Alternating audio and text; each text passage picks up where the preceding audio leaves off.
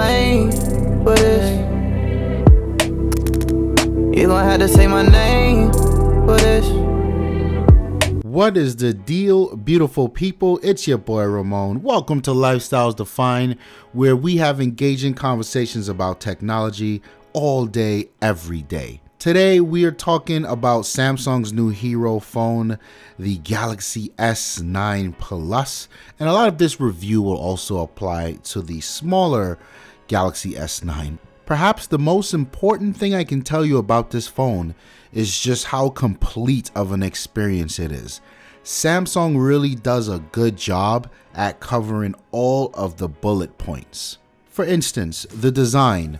Sure, we've seen it before, and they've been at it for a while with this curved display thing and this super small, super thin, very thin bezel, but here it really gets a nice bit of refinement, so much so that infinity display where it falls off the edge, they dialed it back just a little bit, and what that does is it's a little easier to hold the phone during day-to-day use, and I find there's a lot less palm touches. So that in itself is great. It's still super thin. It's a little bit more heavy than last year's phone, but still very solid feel in the hands. And of course, those buttons, super clicky, super tactile, great job. Infinity display. I can't say enough about it. We all know Samsung makes the best displays on the market. Ask Apple. And you can expect nothing less here. Beautiful display, very readable in sunlight, doesn't kill your eyes at night. It is what it is. You can also expect cutting edge performance here, and this is coming with the latest Snapdragon 845 processor and 6 gigs of RAM. Now, I've always been one to say, do we really need 6 gigs of RAM? You know, I was fine with 4, but hey, I'll take it. And this phone is super smooth. I have not noticed any of the micro stutter that we have come to expect in Android, and especially on Samsung phones, I haven't seen much of it. So I'm really happy to report this is a very strong performing phone. Whether you're scrolling through your Instagram or Facebook feed, you're doing your Snapchat, or you're playing games, recording video, whatever it is you're doing, this thing definitely keeps up. Featuring a 3500 milliamp battery, I find that even though it's 100 milliamp less than last year's phone, the battery is every bit as good, and perhaps that's due to the efficiency of the new 845 processor, but the battery life here is fine. It'll get me through the day. I get home after, I'd say, about a 15-16 hour day out of the house. A phone goes off the charger at about 5:30 in the morning. I get about maybe 35% battery life left, and that's after some videos, that's after some heavy social networking, some texting and whatnot, even some phone calls. So I've been pretty happy with the battery life. Returning are two features that I really would like to mention, but a lot of people underestimate. The first will be the water resistance. Yes, you don't want to be that person to drop your phone in the toilet and figure out, oh, I didn't have IP67. Whoops. And then there's the headphone jack. It's crazy to really have to mention this in a review, but yes, there is a headphone jack. And yes, they even included a pretty dope set of headphones or earbuds in the box. So kudos to Samsung on that. And rounding off my bullet points for the most complete experience ever, there is no notch. Now, I might do another video. I'm gonna have to, because everyone's in the inbox. What are your thoughts on a notch? What are your thoughts on a notch? Let's say for now, I'm super happy that Samsung did not include a notch. Good job. Of course, having a solid experience and well-rounded specs is not enough, especially when you're getting into a conversation where people who own the S8 Plus or the S8 are asking, well, is it a worthy upgrade to the S9? And I would like to liken it to something what we see over in the Apple world, where you have the iPhone and then the next year would be the iPhone S version. That's kind of what we're seeing here. But Samsung has done a bunch of tasteful changes that I really appreciate. The first would be moving the fingerprint reader into the proper position, which is sort of in the middle of the phone where your index finger just naturally falls. Happy to see that. There's now a new intelligent mode when it comes to unlocking your phone with your face. So it uses not only the iris scanning technology, but also the face recognition technology, and it merges the two. So if there's not enough light for the face unlock to work, then it sort of scales back to the iris scanning. So it kind of always gives you the best of both worlds and sort of tries to optimize speed. So that's also dope. There's also the new dual speakers, something I'm happy to see because I complained about this last year. And it doesn't make the phone crazy loud or turn it into an amazing experience when listening to videos or music, but a bit of a better sound, a much more in-depth sound, and that's something I can appreciate. The biggest change, probably the most notable, and I think a lot of people would appreciate, is what's happened to the cameras here. Samsung's done a fair bit of work in the camera department, and I have some reserves. And as you guys know, my favorite part of any smartphone is always going to be the camera as a photographer.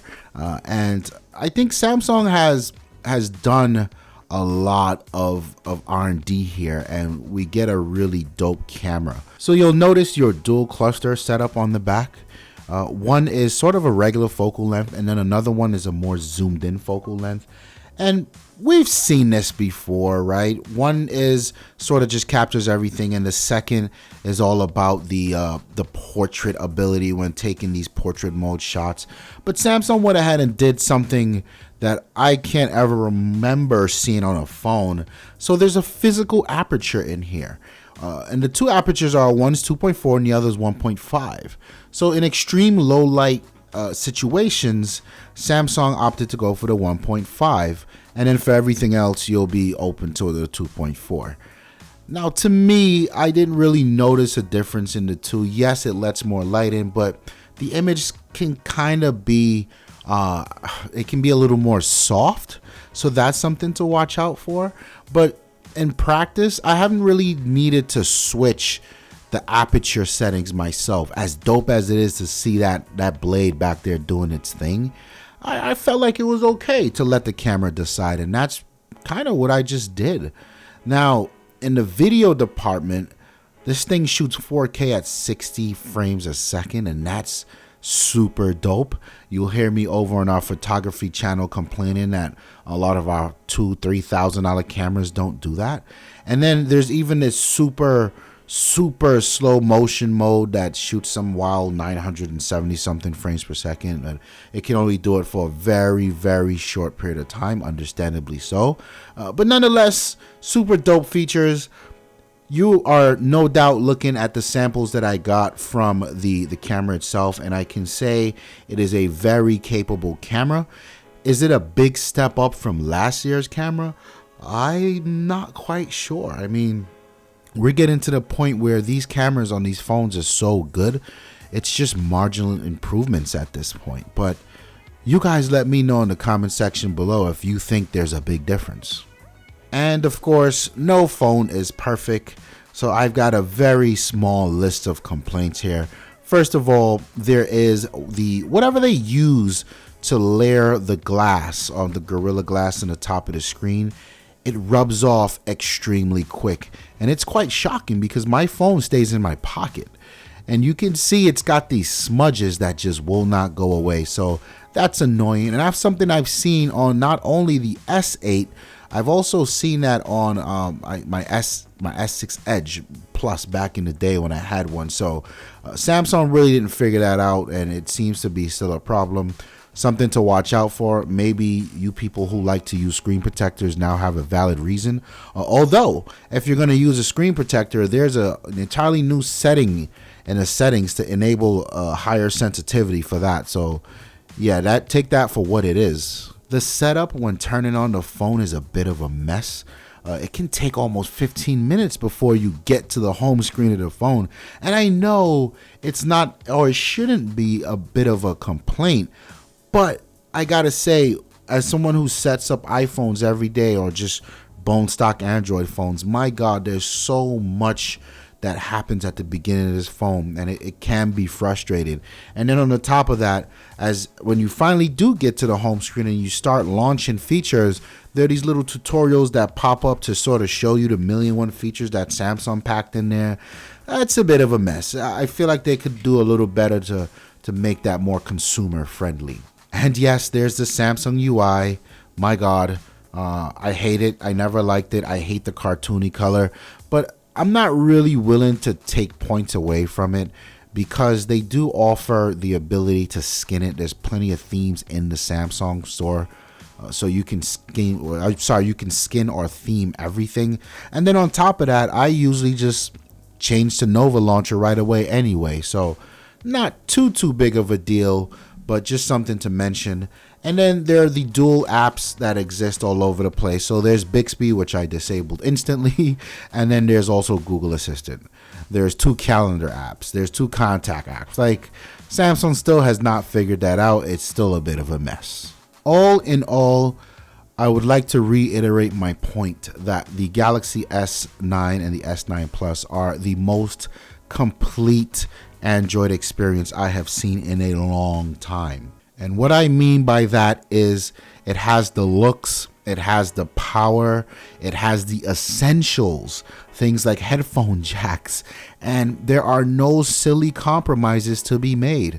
I'm looking at you, Notch. That's a big deal. And I think this is probably one of the first phones from Samsung that I will wholeheartedly recommend over everything else on the market. My name is Ramon. I'm out of here. Peace. Well, I guess. And the reason we started Lifestyles Defined is because if we weren't on camera arguing about these things, the technologies, the phones, the iPhones, the Androids, the cameras, the games, we'd be on the phone arguing about it. We'd be in each other's houses arguing about it. So why not just put it in front of a camera for everyone to enjoy it the way we do? That's what Lifestyles Defined is all about. We just love this shit. Traveling from the deep forest into the sun, in war.